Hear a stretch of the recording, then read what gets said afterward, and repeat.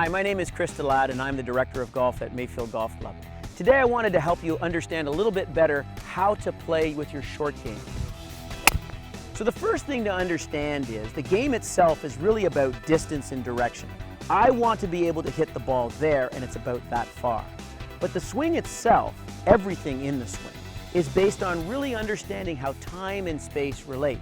So think about it. If I have a swing this big, it will yield a certain distance, and as I change it, it will change the distance. Basically, when you look at my putter swing from a single point, it kind of moves back and forth.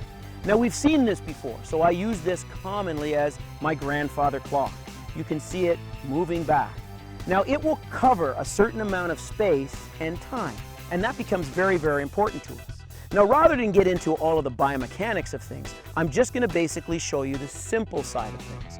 My arms are interlaced here, and I'm going to go back and forth. Now you notice my shoulders, my arms, elbows, and hands are moving together.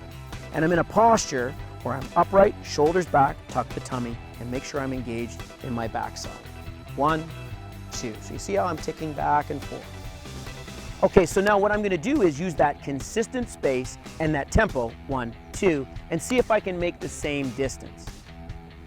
So now the key to this exercise is trying to get all of the golf balls as tight as possible. The better you get with that, the better your control of space and time will be. So my practice swing is 1, 2, 1, 2. I'm pulling it back only to my toe. 1, 2. I've used a consistent swing, I've used a consistent space, and now I have something that is a distance, and it applies specifically to this green. 1, 2. Okay, so now my distance is pretty good. So now what am I going to do? Simple thing. This is where I struck the ball. Now I'm going to pace it off. 1, 2, 3, 4. Okay, I got 4 paces when I use that swing. But what about this? Here's a golf ball right here, and there's a hole. How am I going to actually apply to that? Well, let's do the pacing. So it's 1, 2, 3, 4. Okay, it's about 4 paces. But what you can't see, or maybe you can see, is this is a little bit of a downhill lie. So we're going to actually not give the full amount here. What we're going to do is just take a little bit off of it as we create it up.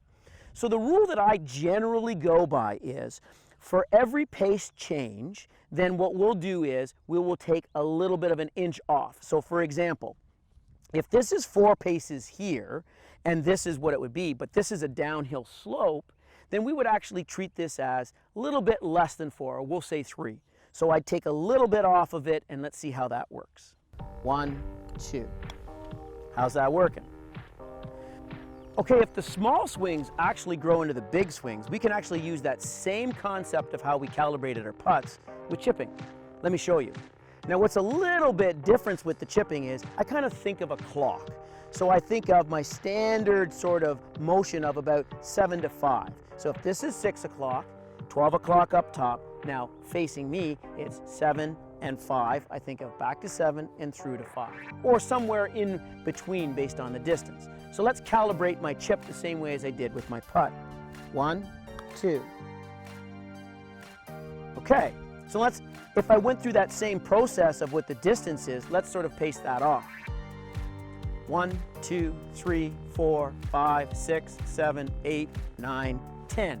So that standard swing gave me 10 paces. But what if we apply it to that pin? Let's think about that a little bit. We know that this is giving me 10 paces. What happens if I make it a little bit bigger, maybe 8 to 4? So now what I'm doing is here to here. Okay, let's check that out and see what the distance is. Try it out again. Let's pace it off. 1, 2, 3, 4, 7, 8, 9, 10, 11, 12, 13, 14, 15, 16, 17, 18. So it'd be 18 paces with that. All right, but what about what this to the hole would be? So we take 18, 19, 20, 21. Now, is it flat? No, it's a little bit uphill. So we're going to say about 22 paces. And now let's try to figure out how we can use what we've learned before in an actual application. So I think I'm going to need about a swing from here to here. So 1, 2. We apply that up. Let's see how it works.